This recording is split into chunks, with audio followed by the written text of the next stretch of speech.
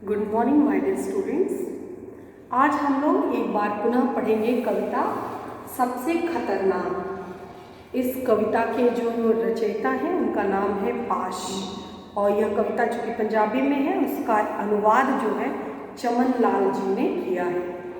कवि इस कविता में बताते हैं कि हमें क्या है, जड़ नहीं होना चाहिए, हमें जो है स्थूल नहीं होना चाहिए, हमें जीवन भर अनवरत संघर्षशील होना चाहिए, हमारे मन में कामना होनी चाहिए, हमें उद्देश्य जो है हमें उद्देश्यहीन नहीं होना चाहिए, हमारे जीवन में कुछ ना कुछ उद्देश्य होना बहुत ज़रूरी है। सो इसी की पृष्ठभूमि में इसी को समझाने के लिए हमारे सामने अनेक प्रकार के दृश्य प्रस्तुत किए कि समाज में किस प्रकार लूट है, हिंसा है, भ्रष्टाचार है, गलत गलत कार्य है, बहुत सी चीज़ें हैं जो समाज में जिन दृश्यों को लोग खतरनाक मानते हैं। लेकिन कवि कहते हैं कि समाज में इससे भी कुछ ऐसे कुत्सित कार्य हैं, समाज में कुछ ऐसी भी चीज़ें हैं जो इससे भी खतरनाक हैं।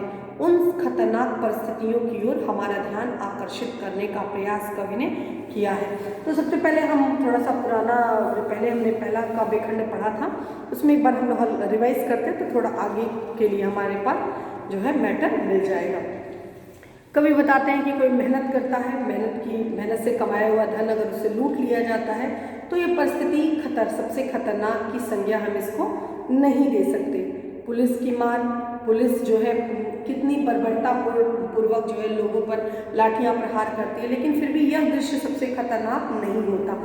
थोड़े से लालच के लिए, थोड़े से लोभ के आवेश में आकर के लोग गलत गलत कार्य कर देते हैं, और मुट्ठी भर लालच के लिए लोग जो है गलत गलत कार्य कर देते हैं। तो यह जो है अपनों के साथ ही गद्दारी करते हैं, छल करते हैं, लोगों के साथ बुरा करते हैं, तो ये उतने खतरनाक परिस्थितियाँ नहीं हैं। बिना किसी गलती के व्यक्ति अगर पकड़े जा रहा है तो ये दृश्य खतरनाक है। गलती मेरी नहीं है, गेहूं के साथ घुन भी पिस रहा है तो ये उतनी गलती नहीं है, लेकिन फिर भी खतरनाक परिस्थिति है। बिना गलती के पकड़े जाना गलत है, परंतु सबसे खतरनाक परिस्थिति आप नहीं कहेंगे। चारों तरफ छल है, धोखा है, भ्रष्टाचार है, उसमें हम अगर कुछ बोलना चाह रहे हैं लेकिन हमारी आवाज़ शोर के कपट में दब के रह जा रही है, हमारा कुछ उसका प्रतिफल नहीं निकल रहा है, तो इससे ये तो परिस्थितियाँ बुरी तो है। किसी अज्ञानी गुरु के शरण में जाके ज्ञान अर्जन करना, ये भी परिस्थिति गलत है, लेकिन सबसे खतरनाक नहीं होती। मुट्ठियाँ बीच कर किसी तरह से हम अपने परिवारजनों के लिए समय निकाल पाते हैं तो यह परिस्थिति गलत तो है, लेकिन सबसे खतरनाक की संज्ञा हम इसे नहीं देते। तो अब हम आगे देखते हैं कि कवि इसके आगे जो है हमें क्या बताने का प्रयास करते हैं। तो समाज में हमें बताया कि हमें क्या शून्य नहीं होना चाहिए, हमें शून्य नहीं होना चाहिए, निरंतर हमें प्रयत्नशील होना चाहिए, हमें क्या अनवरत संघर्ष करते रहना चाहिए। जब हमारे आंखों के सामने हमारा सपना मर जाता है, हमारे पास कोई उम्मीद नहीं होती, हम किसी चीज़ के लिए संघर्ष नहीं करते, तो ये परिस्थिति हमारे लिए विषम है। समाज के लिए ये प्रकार का ये सबसे खतरनाक परिस्थिति है। तो आइए देखते हैं।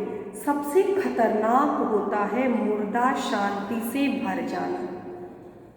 कवि कहते हैं सबसे खतरनाक परिस्थिति वह होती है कि हम जिंदा होते हुए भी मरे के समान है। मुर्दा का काम क्या होता है, जब कोई मर जाता है तो उसकी इंद्रियां काम करना बंद हो जाती, आत्मा उसके शरीर से त्याग देती है, शरीर का त्याग कर देती है, इंद्रियां निष्क्रिय हो जाती है, शरीर शिथिल पड़ जाता, कुछ भी वो चाह के भी नहीं कर सकता, उसमें ना तो चैतन्यता होती है, ना ही शरीर में कोई शक्ति ऊर्जा होती है। तो यहाँ पर कवि कहते हैं यहाँ जिंदा होते हुए भी मरे के समान है। हम जिंदा तो हैं, कहने के लिए हम जीवित हैं, अलाइव हैं, जिंदा है, जीवन है हमारे में, लेकिन उसके बावजूद भी हमारे में जीवन नहीं है। हम निष्क्रिय हो चुके हैं, पूरी तरह से शिथिल हो चुके हैं, हमारे सामने सब कुछ गलत हो रहा है लेकिन फिर भी हम कोई प्रतिक्रिया नहीं व्यक्त कर रहे हैं। तो मुर्दा शांति से भर जाना, जैसे मुर्दा होता है, मुर्दा कोई प्रतिक्रिया नहीं करते, एकदम शांति से भर जाता है, ठीक उसी प्रकार यह परिस्थिति सबसे खतरनाक होती है कि जिंदा होते हुए भी व्यक्ति मरे हुए के समान जो है कार्य करता है, तो वह परिस्थिति सबसे खतरनाक होती है।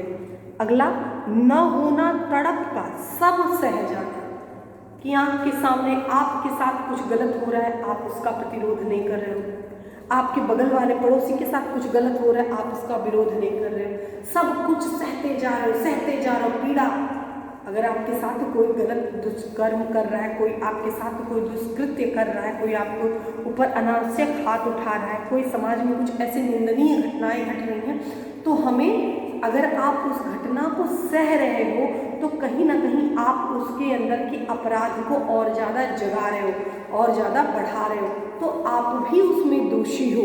अगर आपके साथ कोई अपराध कर रहा है या आपके साथ कोई बुरा कर रहा है तो कहीं ना कहीं उसके जिम्मेदार आप भी हो। क्यों? क्योंकि आपने उसका जो है क्या है, कड़े शब्दों में उसका विरोध नहीं किया। सो हमें कड़े शब्दों में उसका विरोध करना चाहिए। सो न होना तड़प का सब सह जाना।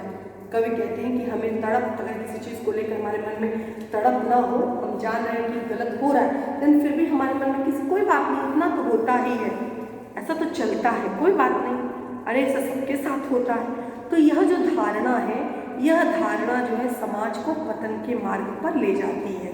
तो कवि कहते हैं कि न होना तड़प का सब कुछ सह जाना, कि सहनशीलता अच्छी बात है, व्यक्ति को सहनशील होना चाहिए, लेकिन समाज में जो चीज़ें गलत हो रही हैं उस गलत को हम बढ़ावा देने का कार्य हमें नहीं करना चाहिए।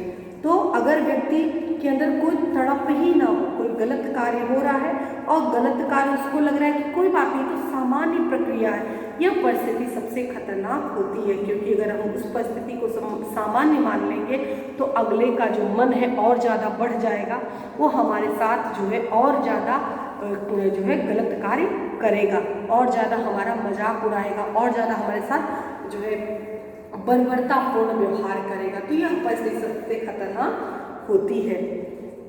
घर से निकलना काम पर और काम से लौटकर घर आना, सेम एक ही रूटीन, जिसमें किसी तरह का कोई क्या जिज्ञासा की भावना ना हो, कुछ सीखने की ललक ना हो, कुछ नया पाने की चाह ना हो, कोई मन में कामना ना हो, किसी प्रकार की ऊर्जा ना हो, किसी प्रकार का उत्साह ना हो, केवल डेली रूटीन वही फॉलो करना, आना जाना। सो यह क्या है, मरे हुए के समान है कि हमें जो है नियंत्रण हमारे ऊपर नियंत्रण किसी और का है, हमारे पास केवल एक ही काम है, किसी तरह से वो काम मिला हुआ है, एक गधे की भांति हम उस कार्य को किए जा रहे हैं कि हमारे जीवन में कोई भी ऊर्जा नहीं है, किसी तरह का नया चीज सीखने की ललक नहीं है। तो ये परिस्थिति सबसे खतरनाक होती है। सबसे खतरनाक होता है हमारे सपनों का मर जाना। कवि कहते हैं कि जिस व्यक्ति का सपना मर गया वो जीते जिंदा व्यक्ति मरे हुए के समान है। व्यक्ति के सामने सपना होना जरूरी है। वो सपना उससे क्या होता है, उत्तिष्ठ जागृत वरान्य बोधित, उठो जागो, जब तक लक्ष्य तक नहीं पहुंचो तब तक अनवरत संघर्ष करते रहो की प्रेरणा देता है। और वही जब सपना ही नहीं रहेगा, वही एनर्जी उसके पास कुछ है ही नहीं, किसके लिए करें, किसके लिए हम यह कार्य करें, किसके लिए हम विरोध करें, किसके लिए हम प्रश्न का उत्तर दें, किसके लिए हम पढ़ें, किसके लिए कार्य करें। तो इस प्रकार जब व्यक्ति के जीवन में कोई सपना नहीं होता तो जीते जी मरे के समान होता है। तो इसलिए व्यक्ति के कुछ न कुछ व्यक्ति के जीवन में सपना होना चाहिए, व्यक्ति के जीवन में कुछ न कुछ उत्साह जो है वह होना चाहिए। सबसे खतरनाक वह घड़ी होती है। घड़ी क्या होती है, घड़ी कहे, हम लोग छोटे क्लास में आप लोगों ने पढ़ा होगा कि घड़ी कहे तुम जाओ स्कूल। घड़ी हमें बताती है कि समय का ज्ञान होना चाहिए। घड़ी हमें शिक्षा देती है कि हमें समय पर हर कार्य करना चाहिए, समय से उठना, समय से अपने दैनिक क्रियाकलाप करना, अपने समय, अगर समय को नहीं पकड़ोगे तो आप जो है जीवन में फेल हो जाओगे। सो कहते हैं कि वह घड़ी सबसे खतरनाक है कि चल तो रही है, टिक टिक टिक टिक टिक करते हुए चल तो रही है, लेकिन आपकी नज़र में आपकी कलाई पर क्या है, रुकी हुई है। हम क्या कहते हैं, अरे अभी बहुत टाइम है, कर लेंगे, अभी हमारे पास बहुत समय है, अभी हम कर लेंगे, कोई समस्या नहीं है, कोई दिक्कत नहीं, हम कर लेंगे। तो इस तरह हमारा जो डेली रूटीन आँख के सामने तो ये दिखा रहा है कि घड़ी चल रही है, आँख के सामने हमें ऐसा प्रतीत हो रहा है कि कलाई जो घड़ी है वो चल रही है, लेकिन हमारी कलाई पर घड़ी, हमें ऐसा लग रहा है कि घड़ी क्या है, रुकी हुई है, ये हमें ऐसा प्रतीत हो रहा है।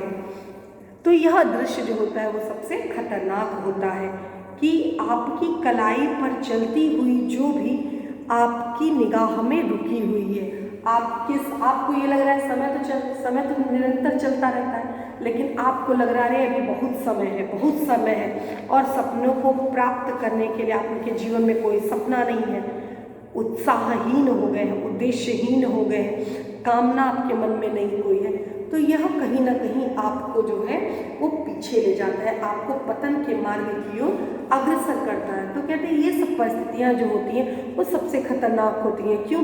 क्योंकि उपरोक्त जो परिस्थितियों का वर्णन किया गया, जो खतरनाक परिस्थितियों की बात कवि ने बताया, उसमें कवि कहते हैं इन सब परिस्थितियों में जो है क्या है कि इसमें परिवर्तन की गुंजाइश है, इसमें परिवर्तन किया जा सकता है, लेकिन जब हम पहले ही मान लें कि हम हार चुके हैं तो हमें कोई नहीं जिता सकता। पहले ही मान लें कि हमारा कोई सपना नहीं है तो हमारे अंदर कोई सपना जो है वह नहीं भर सकता।